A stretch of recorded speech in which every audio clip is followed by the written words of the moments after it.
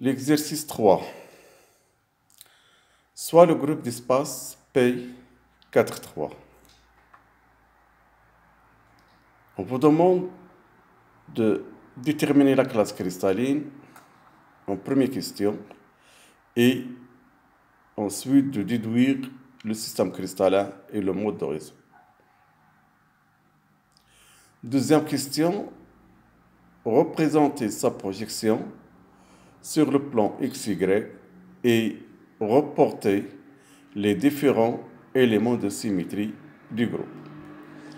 En troisième question, on vous demande de déterminer les points équivalents d'un point en position générale x, y, z et de déduire la multiplicité de ce groupe. Je termine l'exercice par la question 4 en vous demandant si les éléments de symétrie mentionnés dans le groupe P4,3 entraînent-ils l'existence d'autres éléments de symétrie, lesquels?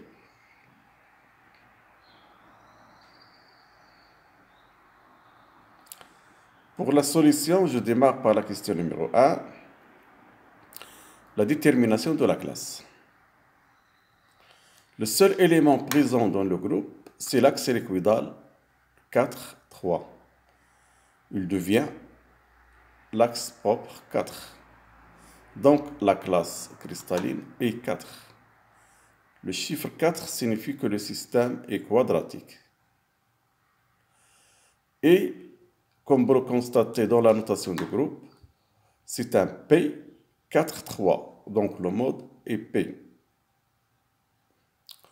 Pour l'orientation des éléments de symétrie, 4, 3, il est parallèle à la direction 0, 0, 1, c'est-à-dire l'axe OZ. La projection dans le plan X ou Y. Alors, c'est un système quadratique, sa projection, c'est un carré.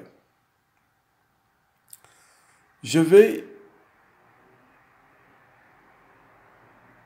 placer l'élément de symétrie au centre pour simplifier la visualisation. Soit une position générale de coordonnées x, y et plus signifie z. Je fais une rotation de pi sur 2. C'est l'équivalent de 2 pi sur 4. Et bien sûr, je dois faire une translation selon l'axe 0, 0, 1 de 3 quarts C. Donc, je viens ici, mais avec une altitude de 3 quarts plus. J'applique une deuxième rotation plus une deuxième translation 3 quarts de C. Je tombe ici, à une position 1 demi plus. Pourquoi 1 demi plus? Parce que 3 quarts plus 3 quarts, ça fait 6 quarts. J'enlève 1, il me reste 1 demi, c'est-à-dire 2 sur 4.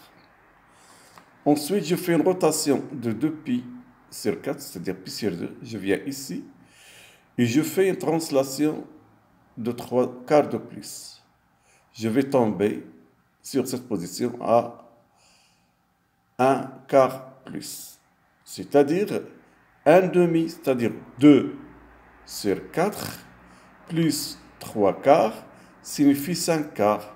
Si j'enlève j'enlève 1 pour l'amener dans la maille, et bien sûr, il me reste 1 quart.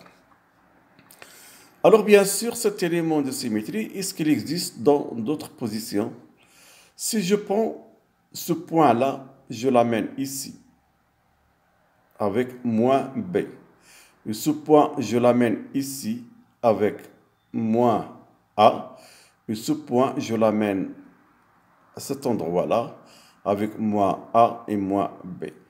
Donc, vous allez trouver de la même façon un axe 4,3 ici.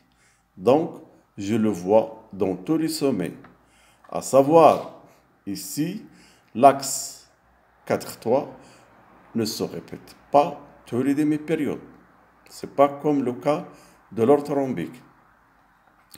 D'autre part, je vais sortir ce point de la maille ici. Il va devenir un demi plus. Un demi plus. Pour aller de ce plus à un demi plus ici, vous allez avoir un axe hélicoïdal de 1 ici.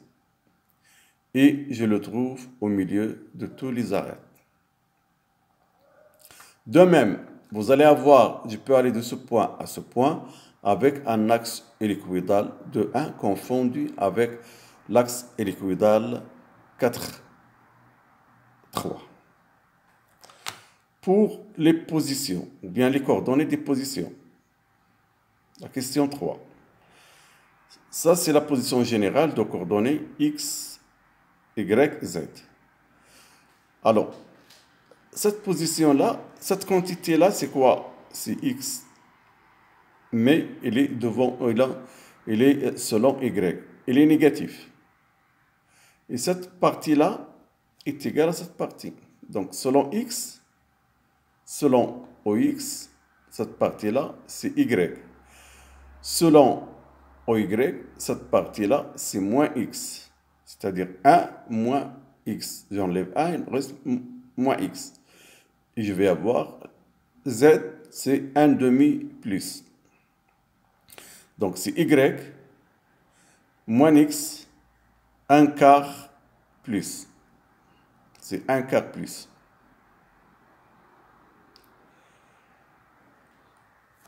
Ce point,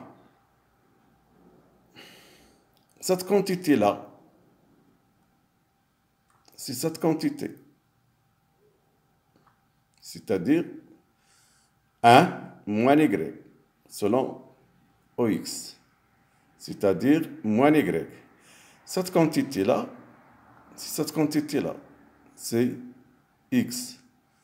Donc, je vais avoir moins y, x, 3 quarts plus z. Cette position-là, c'est quoi? C'est cette partie-là. C'est cette partie-là. C'est 1 moins x devient moins x. Cette partie-là, c'est cette partie-là. C'est moins y. Et z, vous le voyez, c'est 1 demi plus. Cette position-là, c'est moins x, moins y et 1 demi plus z. Alors, pour répondre à la quatrième question, vous constatez très bien ici que l'axe 4, 3, présent dans le groupe d'espace P4, 3, entraîne effectivement un autre élément qui est l'axe hélicoïdal de 1. Donc, une chose que j'ai oublié à vous dire, c'est la multiplicité. La multiplicité est égale ici 4, c'est-à-dire le nombre de positions équivalentes dans la maille. Alors, la question 4, comme j'avais expliqué, l'élément de symétrie 4, 3, mentionné dans le groupe d'espace P4, 3, entraîne l'existence d'un autre élément de symétrie, axe hélicoïdal de 1.